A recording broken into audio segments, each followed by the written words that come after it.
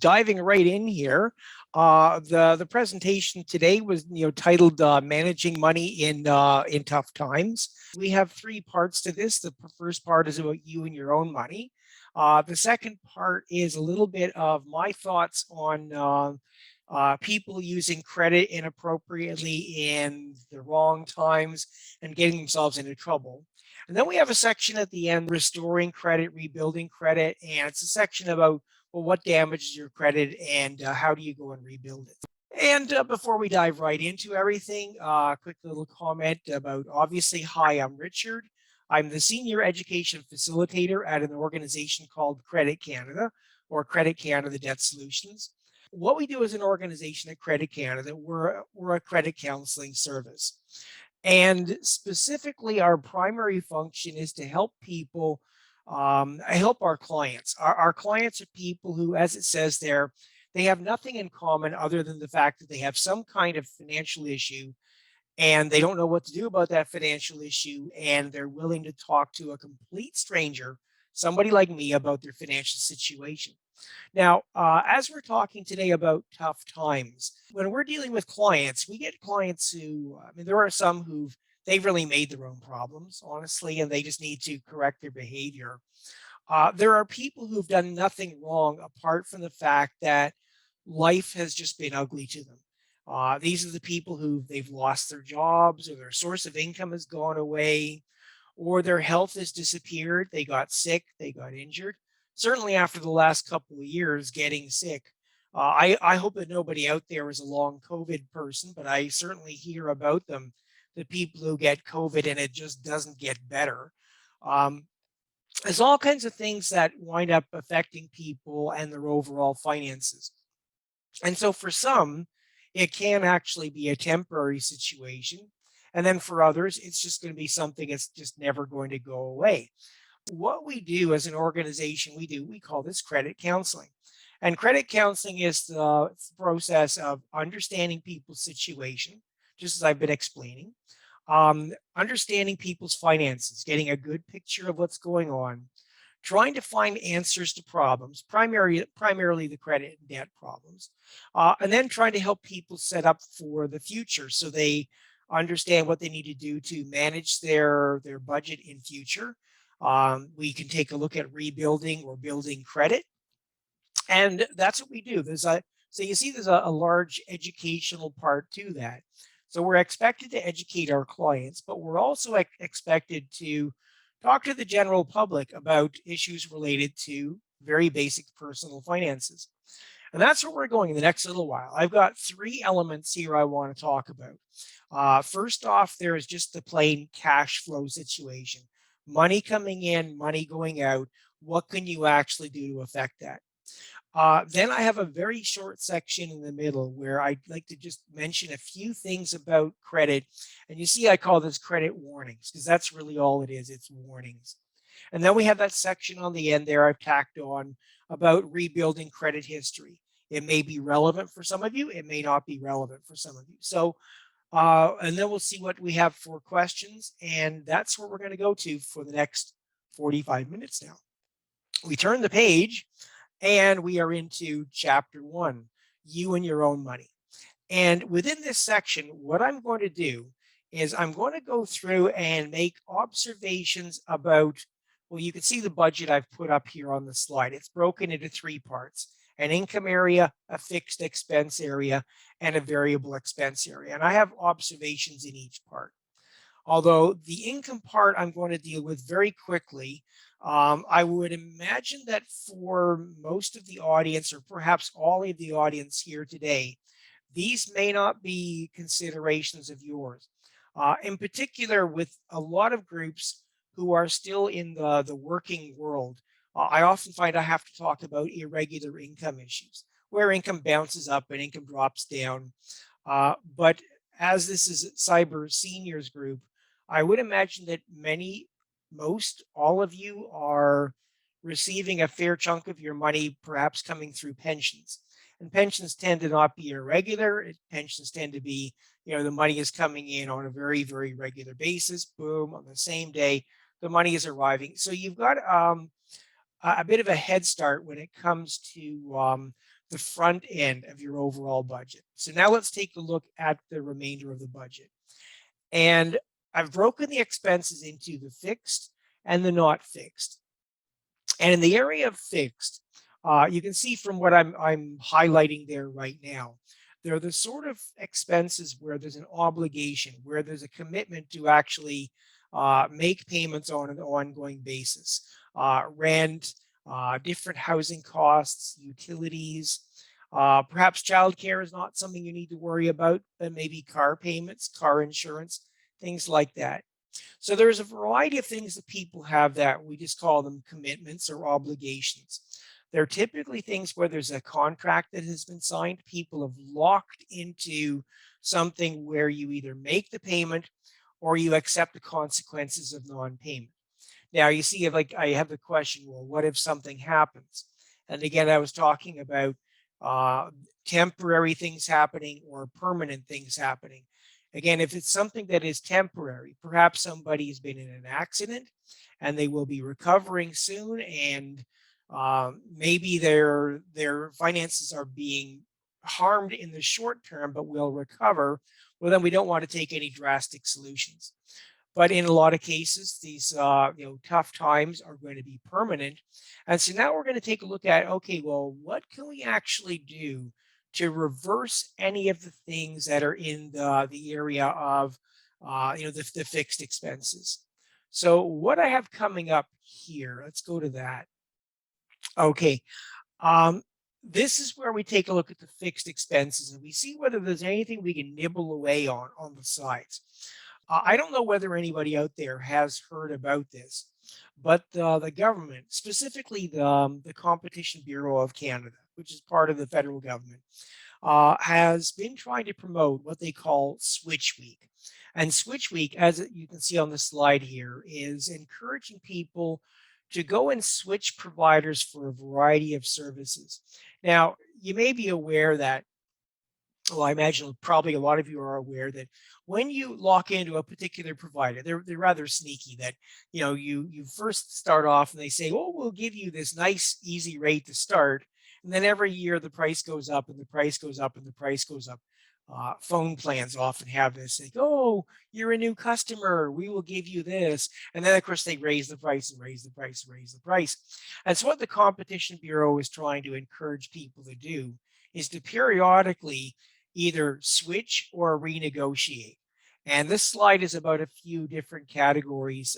For example, cable, internet, phone, landline, cell phone, insurance providers, even banking services, to take a look at what you're getting and what you're paying for it, and seeing whether or not you could actually save a substantial amount of money. Now, I guess it'd be about a year and a half ago, the Competition Bureau asked a representative sample of Canadians. They'd picked 6 different services and they'd asked these people, could you please go out and either dump your current provider or tell them you're going to dump them unless they give you a renegotiated deal, and tell us how it came out. And I remember when they put the findings up, they found that the average family out there that was going and doing the renegotiating saved about $1,800 a year by going and renegotiating. So it was about $150 a month. So not a huge amount of money, but I'm sure that a lot of people would like to have the extra $150. So I am encouraging people, when it comes to the fixed, to think about, is everything that we think of as being fixed, is it really, really fixed? Or is there something we could actually do to lower some of these costs? I don't have on this slide here, actually I do have it there, dropping services or subscriptions. So I know there's plenty of people now that are saying, oh, I'm subscribed to this web service or this streaming service and that one, and I'm signed up with all of these, and maybe I just don't need all these. So the old cancel Netflix, kind of thing. So whether that is something that may be appropriate for you, I leave that up to you to decide. Now that takes us from the fixed into the land of the variable. And first off, just generally what I say about, when we're talking to our clients about understanding the variables, where our money is going. First off, we do a little categorization exercise where we say, okay, well, the money that you're spending that's happening on a day by day or week by week basis, we've already dealt with the stuff that's your regular bills, the stuff you pay once a month.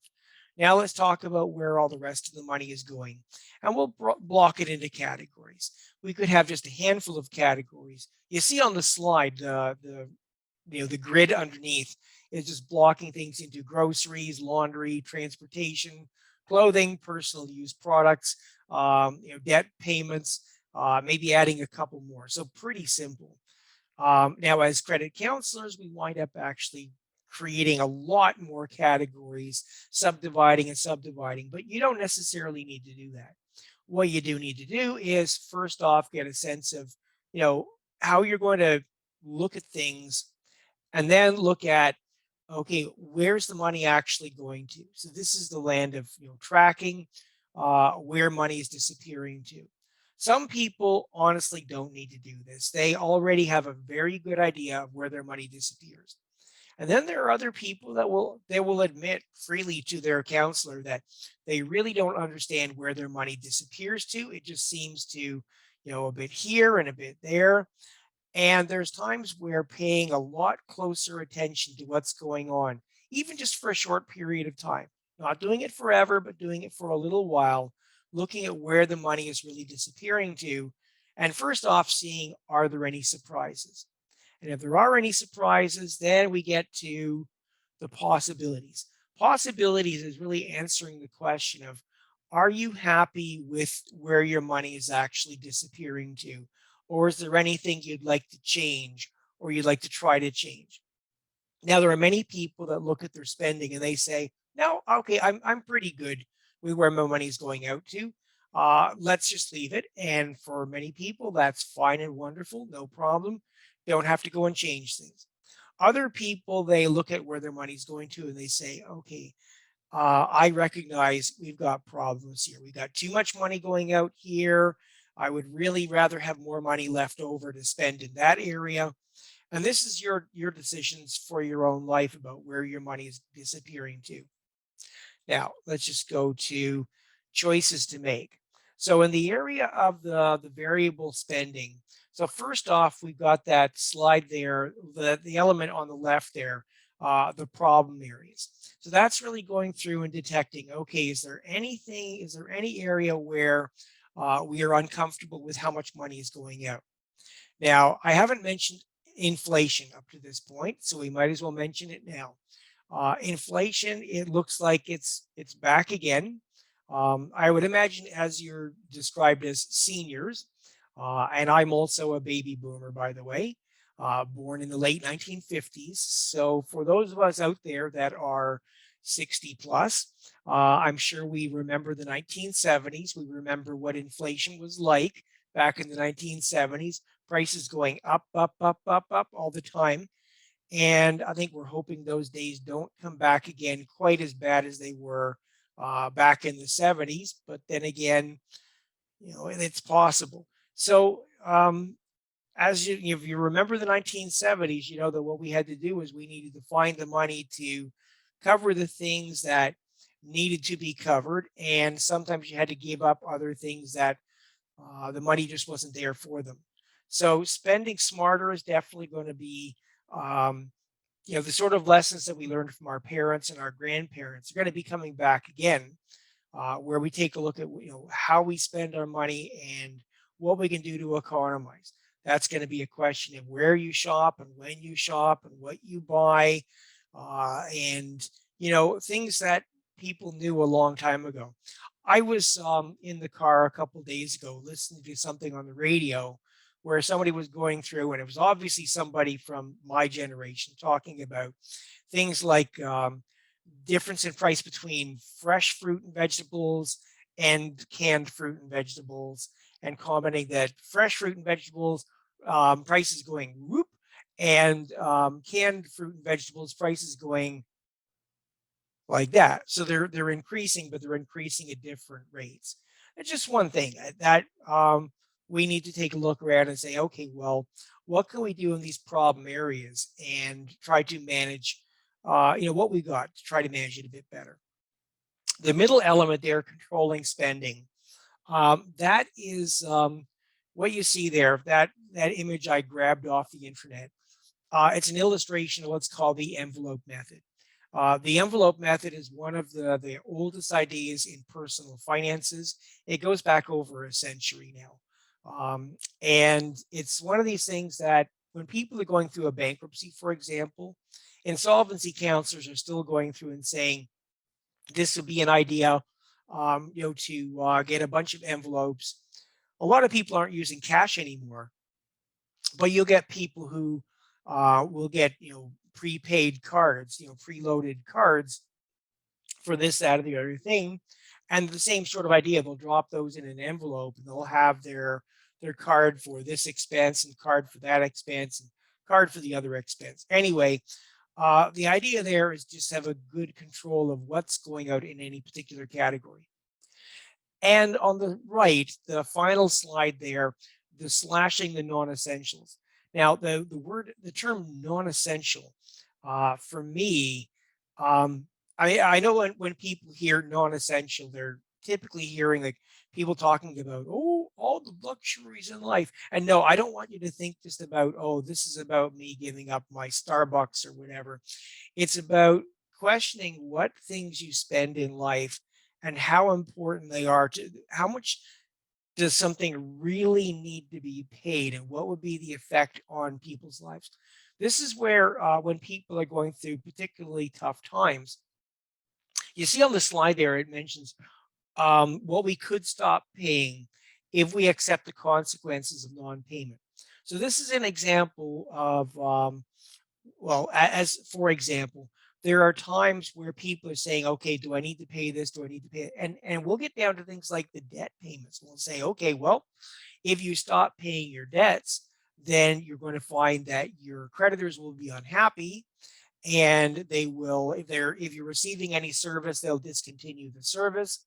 And they will damage your credit report, which we're coming up to in a bit. But that beyond that, there may be not that much that a particular creditor can actually do to people. And so that's where we get times where we're looking at the prioritized expenses and saying, do you pay your rent? Do you pay your food? Or do you pay your debts? And, rent, food, things that are essentials, those ones, they're the ones that do get paid. Before I leave these non-essentials, I've often referred to in budgeting what I call the big five of essentials. The big five, we've got housing, number one, food, number two, decent clothing, number three. You don't need to spend something all the time, but anyway, you need to have decent clothing.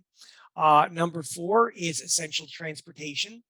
And then number five is any kind of essential medical, dental, optical, anything related to health. Those are the big five. So the housing, the food, the clothing, the transportation, and the health related.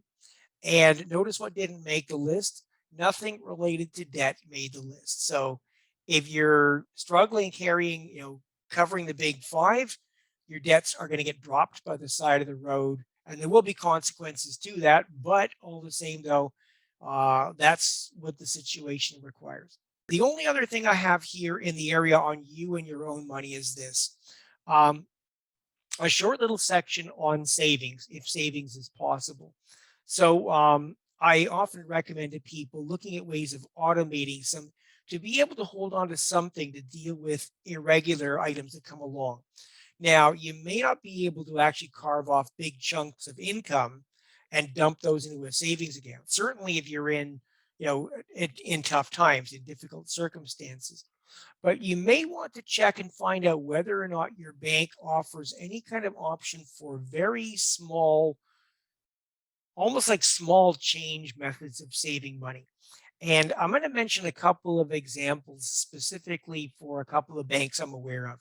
So there's TD's Simply Save and there's Scotiabank's Bank the Rest. And the idea with those is every time you use a debit card, it'll take a little bit extra out of your checking account and move it over to a savings account. So for example, let's say you've got Simply Save set up and you've told the bank that every time you use your debit card, you want it to take an extra $1 out of your checking account and move it to savings. So you're doing your shopping. You're at the Loblaws and you're buying whatever it is you're buying, and the bill is $42. So you tap your debit card, and it would take $42 out to give to the store, but it actually takes $43 out. It takes that extra dollar out and sends it over to your savings account. And the idea there, it's like an electronic coin jar where it's adding a little bit, little bit, little bit, and trying to have people prepared for when things come along, when emergencies happen, or when surprises happen, that there's something there to deal with it. The other thing I want to mention in the area of savings is windfalls. Now, if you're not working anymore, bonuses, we can forget about bonuses. But the other idea there about any kind of windfall coming from the tax system, whether that's any kind of a tax refund, tax credits, anything that when you file your taxes, you're getting money back from the government. So that money there is typically, Revenue Canada will typically drop that money straight into your checking account. But the idea here is to try and move it over to a savings account and try to hold on to it until the next time you got something coming along. Is when people are going through difficult times, tough times, it doesn't take very much to push people over the edge. And so to have something there that people can fall back on, whatever that may be, it can be the difference between people, going through tough times or going through impossibly tough times. Now that is the first section. Again, I'm going to leave the questions for the end, and we're just going to quickly run through credit warnings. Now, my first point is with regards to credit card usage. If it is at all possible, if you are carrying a balance on a credit card, if you're using credit cards, you'll notice on the bill, they always indicate there is a minimum payment. And I understand there's times when people are in very tough times and they simply don't have the option of paying anything more than just the minimum payment. So they're saying, oh, you can just pay $10. And a lot of people are like, I will just pay the $10 and everything is okay. However, we don't like to see people making a habit of just making minimum payments if they can afford to pay more, because making minimum payments is a way of pretty much ensuring that you're going to stay deeply in debt for a lot longer than you would like to. And so if people are capable of paying more than the minimum, we recommend that people really try to work their way out of debt as quickly as possible. The remainder of what I want to say in the area of credit is really focused on what I call second tier financial organizations. So first tier financial organizations are the places we're all familiar with, our big banks, our credit unions. What they will do is they'll offer competitive rates. So when somebody's trying to open a credit card or get a loan and they're talking to whatever bank, they're going to be offered rates that are reasonable for whatever their credit status is. Then there are organizations out there that will pretty much lend anybody money. But this is what I just like to just show to people, how you can not lie, but you can still be very deceptive. And we're going to do a little simulation here. We're going to borrow $5,000. Ooh, $5,000 in our bank accounts this week. Sounds good so far. I know I'd like to have $5,000 in my bank account. I would imagine you also would be happy to get somebody to give you $5,000. Now, they will let you know that if you borrow the $5,000, there is a repayment. The repayment is $133.45. The payments happen every 2 weeks, and the loan goes for 60 months. And what I find very sad is that when people are looking at something like that, they don't ask themselves, okay, is that all okay? Or is there anything that I'm not seeing here? Now, it's interesting. human psychology being what it is, people will see a big number, 5,000 for me. And then they look at the payback, 133. And that's a much lower number. So it doesn't look so bad. And, the payments are biweekly, but, then loan length is 60 months. And people don't really sit there and think about, okay, how does this actually look? And even there's times recently I was talking to a group of young adults, and even when they were looking at things, nobody thought to go and get check a calculator and see how this actually looked. And one person was looking at it, and she said, "That's going to double. If you borrow 5,000, it'll double. 5,000 will turn into 10,000." And I said, "You got the right idea, but actually that's a lot more than double. If you just do the math, you can see that the 5,000 that's borrowed turned into 17,000 on the payback. So that's more than triple actually. Now you'd think that's pretty bad, but there's something worse, and that's called the payday loan.